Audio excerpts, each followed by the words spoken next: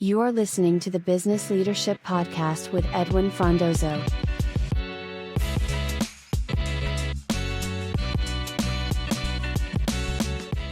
I'm Paul Newton, creative producer of the Future Narrator miniseries, and I'm joined here by Edwin Frondozo, the host of the Business Leadership Podcast. We are recording live at Web Summit Vancouver 2025, and we're exploring how today's leaders shape the future, not just through strategy, but through story.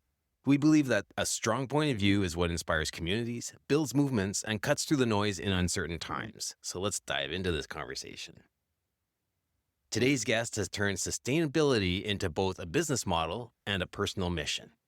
Rob Safrata is CEO of Fuse Power Management and a triple bottom line entrepreneur known for transforming traditional businesses into sustainable industry leaders. An Olympian and former owner of Novex Couriers, North America's first carbon neutral courier company with a 100% ultra low emission fleet. Rob has been called perhaps the greenest CEO in Canada by the Globe and Mail. He brings the same purpose-driven leadership to every venture, from his days running West Coast sightseeing to his current work acquiring dirty companies and helping them go clean. Rob's philosophy? Profit, people, and planet should work in harmony, and bold action is the path to lasting impact. Welcome to the Business Leadership Podcast, Rob. How are you doing today? I'm excited. At the Web Summit, it's huge. It's exciting. There are thousands of companies here from all over the world, and you can just walk up, and the energy is fantastic. Yeah. What's one thing that comes to mind in terms of maybe idea, a person you met? We're in day one, right? So yeah, we're in day one. It's actually day three for us because they curate advance tours and sessions and whatever. So it's really well organized. I think this is worth sharing for others too. There was a panelist this morning who was from LG Electronics, a large worldwide company and corporate. And he was saying at his panel that when he's in the States, he's competing with 10 other investor groups, corporate investor groups. He comes up here and he's not. He says, this is great because I get to meet all these entrepreneurs and technology and founders, and it's me. And he was really selling how today entrepreneurs can collaborate, work closely with other large companies for scale. They need each other. Mm-hmm. No, that's amazing. Thanks for sharing the insight. And that's something that people who are listening will be like, oh, that's something to think about going to Web Summit next year. Don't be afraid of the big guys. They can be your partner. That's right. I love that. Rob, can you tell us about Fuse Power Management and the problem you are solving in sustainable energy and environmental transformation? Sure. Fuse Power Management is a spinoff or an outgrowth of 8 years of work in 2 transportation companies that I owned. Mm-hmm. And I was desperately trying to figure out, especially with one of them we have 80 large tour buses, not electric. We have 2 only because that's all we can afford. I was desperately trying to figure out how to electrify the entire fleet. Yeah. And, I could go on for a long time about the benefits of that as far as the environment, as far as the people that work in our company or in the community, the electrification. And the answer, though, is a business reason, which is wonderful. The BC Hydro, very forward-thinking group there, phoned us a few years ago and said, we want to buy electricity from your large electric bus batteries when you're parked, when you're not driving them around. And so if you think of school buses, some delivery fleets, the people that aren't going 300 or 400 kilometers a day, they're going on 50 or 150 kilometers a day, that they're on a duty cycle, they're parked dependable parts of time, and they've got space, they got juice in their battery to get to the grid.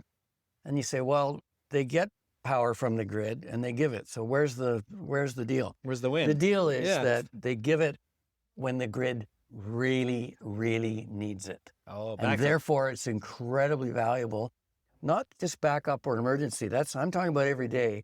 Between 4 and 8 o'clock at night is the peak of power every day. Oh, right. And if you can lower that, the utilities won't have to add transmission lines, upgrade substations. They won't have to pay for more solar, wind, nuclear, coal, gas, anything. So The using car batteries, trucks, bus batteries is grid scale. It's absolutely huge. And as I mentioned to begin with, you can get fresh air, clean air. Oh, that's amazing. So, I mean, this may have been maybe obvious, Rob, but I'm curious in terms of, your unique point of view that you bring now. I mean, you come from this industry, but like how does it help solve the problem now and just from your point of view, your personal point of view and your experience?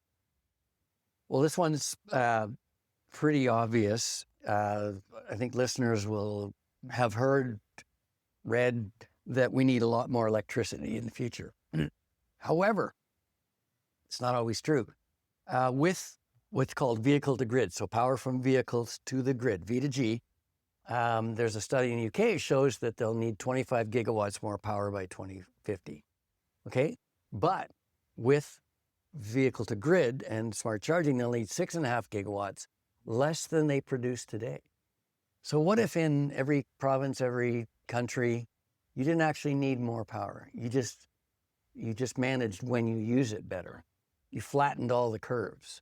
You valley filled at night. You filled in the valley when there's nobody using it. You charge up and you give it back during the day. So right now it's a shape like this, low, medium, high at night and then down again. What if that, was flat? Well, you've got all the power generation you need. So, okay, so we're getting by with using, being more efficient with how we're using the power we have or filling it. But aren't we still going to use more power? We have the generation. Yeah. The utilities need to build more facilities to manage that sometimes 10-minute peak in the day. That's it. And they have to build 20% beyond it so that in case there's spikes, and there are micro spikes.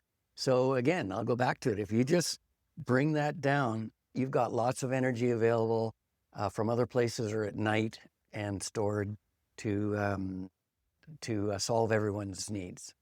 Okay. And so think an easier example, a more immediate example is just power management. So millions of electric cars parking at night when they go home around 5 or 6 o'clock. And when they plug in right now, they immediately start charging. Well, that just adds to the problem for the grid. Yeah. So smart charging means, well, you plug it in, but it's set up not to take any power until 9 o'clock or 10 o'clock at night so that it doesn't make the problem worse.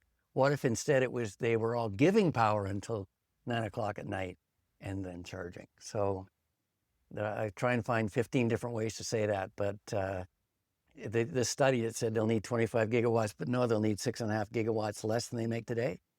I think that explains it. Yeah. So, in terms of making all your companies green and being the greenest CEO in Canada, what is it about you that makes this possible? What's about me? I would like to say a couple of things about this. And so it's been over 20 years that we were solving for in my career company to reduce our footprint. And that's where I cut my teeth and learned about air pollution. I can show you this. People will remember Rob Safrata because he carries around a portable air quality monitor. You're a bit of a technology guy. This will tell us what the air is like in here right now. And in fact, on the app, it'll show the history. The air is pretty good in here. This is a LEED Platinum building, so I know it's good. I've been in some places, some restaurants, I won't go back. And if it was my workplace where I worked every day, I would know that it's affecting my health, my energy, all kinds of things, and I would prefer not to work there. More people die in the world from polluted air than they die from climate change. So think around the world. We're pretty lucky here in Vancouver, but that's true. And so the second thing that I'd like to say is I've really been interested in leadership from a young age. And I'm not am I the oldest person you've ever interviewed? I hope not. But, but, if I go back very high level, there was the feudal states, I own you, the days, there still are some of those. And then there was command and control, during the last mid-century. And then when I started working in the early 80s, it was kind of motivational leadership, which was nicer, but ephemeral, short term, like, oh, rah, rah, and then we'll now do that work. Yeah. And then I came upon, and this is a well-known a way of leadership called servant leadership, and I recommend it to everyone. Servant leadership, where my job as the owner or CEO is to say, how are you? Who are you? What do you do? How can I help you? Yes. And you know what the company's doing, and so my job is to help you. But what I really want to talk about is something beyond, or the real top of servant leadership, and I call it cause leadership. And I don't see it when I Google it. I don't find cause leadership. Pretty simple. It means do something bigger than you. And that's an answer to your question. So I buy dirty companies and clean them up. I help, people have fresh air, clean air, better health. 15,000 people in Canada die prematurely every year because of polluted air alone. Wow. So that to me is a bit of a cause. That's something bigger than me. And when things aren't working well, or they're tough, or we're struggling, I'm still pretty happy because I'm excited about what we're about. And why is this important to you? Why is it important to me? Leave the world a better place, do the best we can. As you mentioned, I'm a former athlete, and I do love fresh air, energy, being outdoors. I grew up in Toronto. It's an amazing city. And yet in Vancouver, I have much quicker and better access to being outdoors in nature. It just fits with who I am. And I think for a lot of reasons, we could go to COP, 10, 20, or 50 and have these conversations. But it is important depending on what your views are. Yeah, well, you're talking about age, and well, I look at you, and I know you do a lot still, right? You're that hasn't limited your activity level, and so clearly you have some values around age, health, and the ability to do things. Is that driving any of what you see in your motivations to? Well, again, it's a related topic. I think the term retirement is an outdated term, because we should all, hopefully, I think we're best when we always have some kind of purpose. Yeah. And it doesn't have to be work, that's for sure. Right. It can be a lot of other things, but I think it keeps us young. It keeps us alive. You've heard stories in the old days, people worked in one company and they retired at 65, and within a year they're gone. Yeah. They're gone. They're sad they're gone.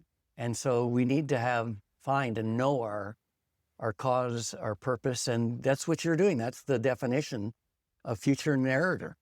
Yeah. Yeah.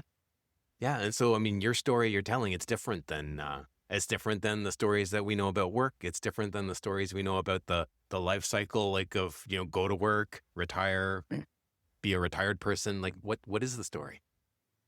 Have a purpose, have a cause, do something worth doing that excites you, that resonates with you, that, and even that where other people that are doing it, you like those people and they like you. That's a bit of a clue.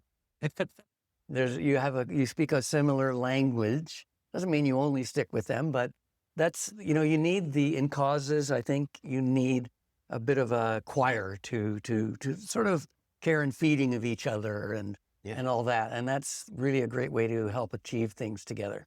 Well, and I mean, I think at this point where the future is so uncertain and needs defining, I think it's a great time for cause-driven leadership to start. Someone can write the book and create it, and it's an arm of servant leadership. It's really the number 4 in the tenets of servant leadership. And I came to it. It's worth how I came to it myself.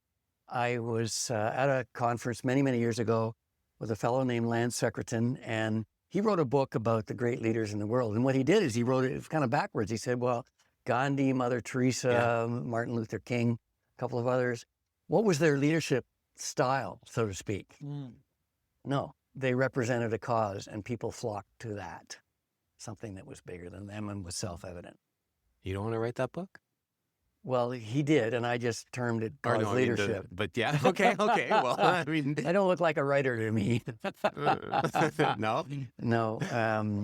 What does a writer look like? Someone with hair. Wow. Okay, that's you. You're grasping there. Okay. Wow. Okay, great. So then, I mean, you devoted this to greening up companies and things, but really, it's just taking your passion and... Well, we mentioned it. It's usually people, planet, profit, triple bottom line management. Some people call it ESG, but really ESG. And it's defining and quantifying the three measurements, the people. What are you doing for your people and with people? And how can you measure their engagement, their happiness, their energy, their health? And you can by having programs with them and trust and honesty and planet. Are we throwing garbage everywhere, polluting, making things worse, killing other people, species, etc.? Well, guess what? I find in companies when we do things that have a little more care, people become proud. We get better resumes. We have much lower turnover. So you can quantify it in those ways, in business ways. We don't do this at the expense of profit. You have to have some profit. You don't have to have all the profit. You have to have enough. I think that's important. And you can't, if you don't have it, you're gone. So they all raise each other up. And I think it's better business, a great way to do business. And I find that I'm fortunate the people that I get to work with that are attracted to it and we work together. Yeah, no, this is amazing, Rob. I really appreciate, and it's really just fresh in terms of your insight as someone who is an entrepreneur, multiple entrepreneur, successful entrepreneur, but also this vision of what you have and things that are bigger than you. It's very inspirational, and I think it's a good example. And we're really grateful and happy that you kind of joined us for this. So before we let you go, we got like two more questions, but one question, and you could take this wherever you want to go. But I mean, this is the Business Leadership Podcast, so I feel like you just did a masterclass in business leadership right now. So thank you for that. I'd love it if you could share any thoughts, recommendations, or advice for the fellow business leaders, founders, or CEOs who are listening today. Well, another thing if I've got a minute, you got a minute. There's a book, but the title doesn't really give it away. It's Soar with Your Strengths, Manage Your Weaknesses. Okay. So people go, oh, I get that. Well, but the book is excellent read. And it's generally known that if you read well, you'll do better in school. Okay. Because there's a lot of reading and writing. And so this one principal said, okay, we get that. We're going to put all our students, the whole school, through a speed reading class, which isn't just, speed, it's comprehension as well. That's right. And so the beginning of the year, people read at 250 words a minute. Week one's 100, 150 words a minute. End of the year, success. The weak readers now are reading at 250 to 300 words a minute. The strong readers, 5,000 to 8,000 words a minute. Jesus. So the Soar with Your Strengths is, no one's going to hold a candle to you if you can figure it out. Now, that's half the answer. The other half of the answer is, I think, even more wonderful. What is a strength? Well, there's a number of things you'll be good at. A strength is more subtle. It's that thing that brings you energy, that when you do it for 1 hour, 5 hours, 10 hours, you're still got energy. Yeah. The other things you avoid, you procrastinate, you stay away from. So get somebody else whose genius that is. Find your genius. Keep trying to find and refine your genius. And you'll just have energy, and you'll be happy, and you'll meet others, and no one will hold a candle. You'll be really giving because you do things that others can't hold a candle to. Oh, I think that was a mic drop.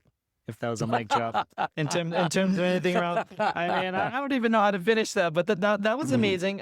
So before we let you go, this is a book that we wrote, and this was inspired from Collision last year, which was previous to Web Summit. Yes. We interviewed many founders, CEOs like yourself in terms of, and we ended up creating this book. Wonderful. To really inspire others people to really tell the stories. And I feel like you are that model of the founder, the CEO, who really encompasses that. So this is actually an honor for us to give to you. Well, thank you very much. So appreciate that's it. yours. Congratulations. Yeah, amazing. Did you sign it? Or you will? Yes, boom. Thank you.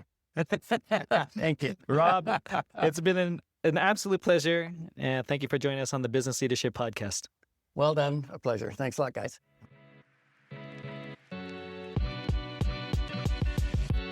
You are listening to the Business Leadership Podcast with Edwin Frondozo.